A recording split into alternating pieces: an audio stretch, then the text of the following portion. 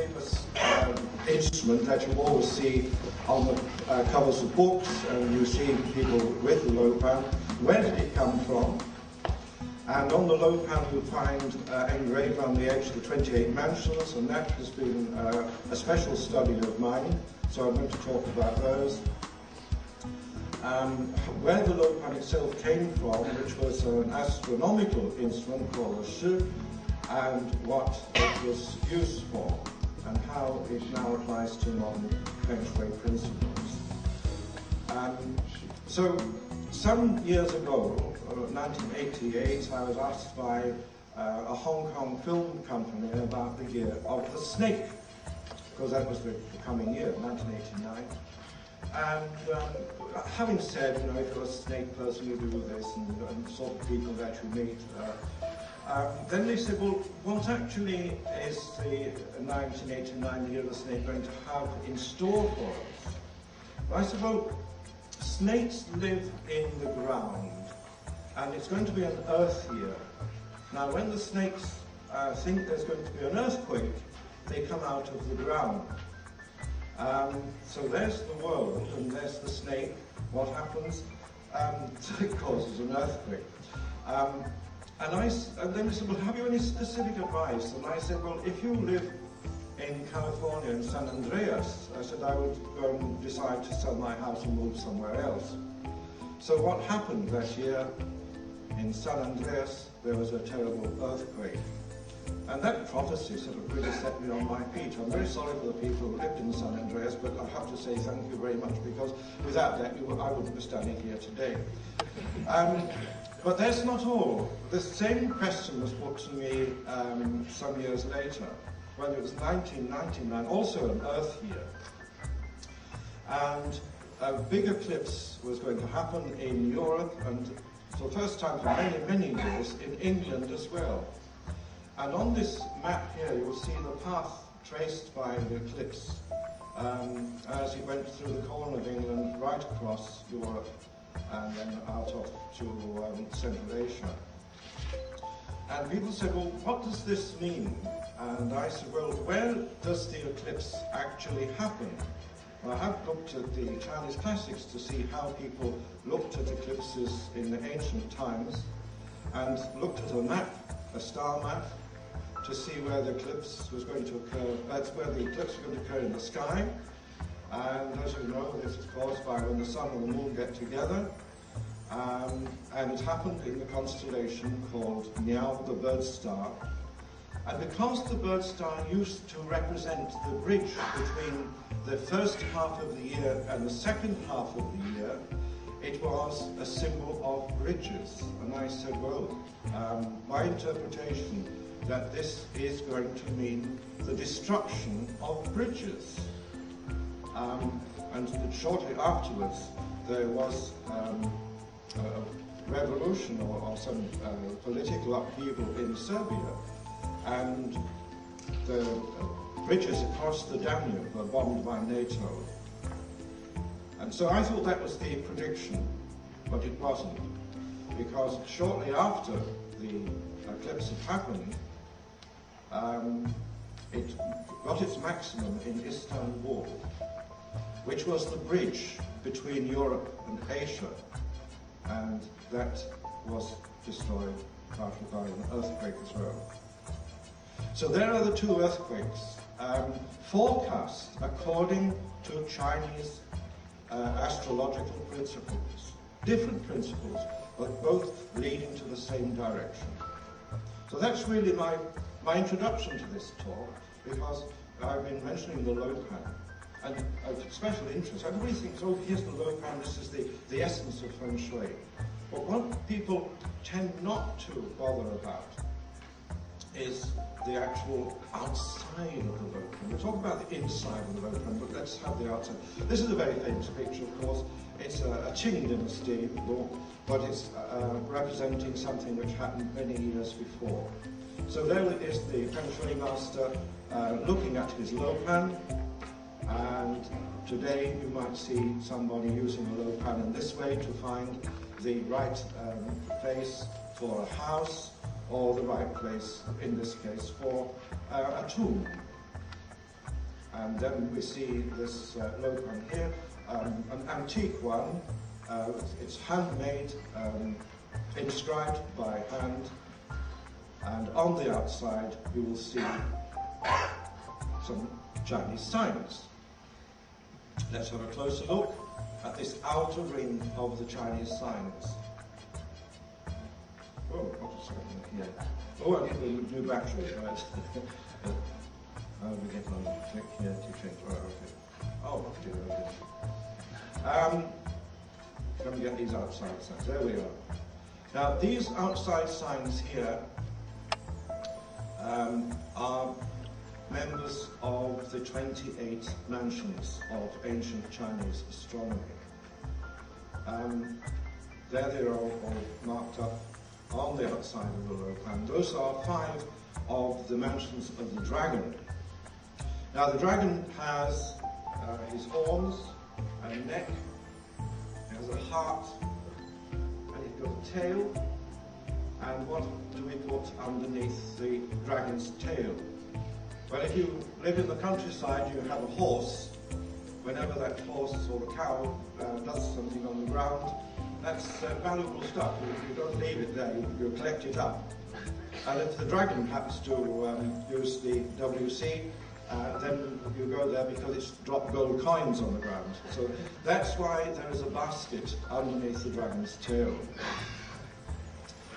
If you have a copy of the Feng Shui, you will see the 7 spirits of the mansions there. Here are the representative spirits. Some are favourable and some unfavourable. This one here you can see. Oh, there we go. It's going on a bit faster. It knows we're running out of time. So the 7 spirits. And here are the 28 mansions arranged around the compass, and you see that they're all different widths, because originally there were only 4 divisions of the sky. You had the dragon, the tiger, the tortoise, and the bird, and then these got divided up each into 7, and sometimes we had to squeeze in an extra one, which is why in some cases you don't find that the central mansion is actually in the right place. The heart of the dragon is not in the middle, it's been pushed out of place by the room, which is why the dragon's heart is considered unfavourable. Over here, the heart of the tortoise, there was no star, there was no constellation there, which is why it's called empty space. There's the horn of the dragon, and you can find that if you follow the stars of Beidou, the Great Bear, and then you come to the stars of the dragon, and they occupy a quarter of the sky over there. The interesting thing is that in Western astronomy, the dragon, there's the bird star over here, and it's quite a big constellation. Over here, there's Beidou pointing to the start of the dragon, and in Western astronomy we also have a constellation called the dragon as well. Now, I don't know if anybody is here from Van Bo. Van Bo make most beautiful souvenir instruments, and they have made this wonderful copy of something which never existed. It's a great shame because it's so lovely. You know, in the middle there is a magnetic spoon which will point to the south. It's a wonderful piece of equipment, but it never existed. It was in fact a mistake, because the old scientists thought that the representation of the Great Bear on the middle of the ship was in fact a spoon. But it's called Beidou, which means the northern spoon, but it's not a spoon at all, it's the stars. It looks like a spoon. So, but Van Bo actually makes some very beautiful instruments, and if you want to get a really good lopan, the one that they make in brass, which revolves, is a very splendid piece of equipment. So, apologies and thanks to Van Gogh there. There's the dragon constellation shown on the end of this 1st century ancestor of the lopan. So all you Feng Shui people that like your lopan, here is where it all came from. But what was it for? This is what heaven chi is intangible, the earth chi is tangible, and everything has yin and yang. So The Sanchuai design methodology that we developed assigning that an appropriate Feng Shui solution exists somewhere, right, in this Qi field, where the yin and yang quality of the Sanchuai Qi, heaven and earth Qi, is in harmony with each other. So finding that harmony, right, is the trick in finding the most responsive design. And this is the office space, right? We're taking over one corner of the office. That's interesting, right? When you look at the shaping here, in actual fact, this, right, is the facing, because this is really where the Ming tongue is. This side in here has a very close street. So in actual fact, when you look at the floor plan, right, the floor plan here, right, the Ming tongue is in there.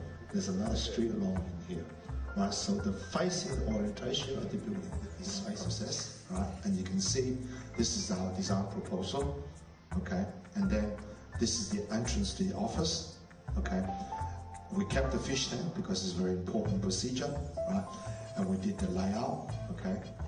And in this paper, we will have the 5 different criteria. We will do the comparisons from energy, circular design, balance, local design, lakefront house we design, and have the traditional concept into it. You know, the courtyard house, the opening, and also the screen turn left for the entrance. And every single water from the rain is piled, reserve them, and purify them, then go back to the city drains, go back to the lake. Never pollute our lake, our environment anymore. Every of those, and at the house, we all have the large pumps, and to pump the water into the recycling bag. And if you look at the ideal Feng Shui model, how we trace the dragon, look for the sand, establish the Feng Shui spot, right? The water course and orientation, right? These are really there to strengthen our human needs for survival and procreate. And if you use your imagination, this diagram really look like a woman lying on a bed giving birth to a baby, right? And you can see the deep, deep layer of Feng Shui is about love, procreation, about how to continue the human race. And throughout Chinese history, the Chinese realized that the Shui-Tao Qi, the soil and water Qi of a place, does affect the characteristic of people living there. In this classic here, right, they talk about the classic of the Qingnai, talk about Diji Yange, the outstanding land who produce clever people. And they give characteristics so how different places can influence the people. For instance, places that are difficult to get to, people likely to be narrow-minded and stubborn, and so forth.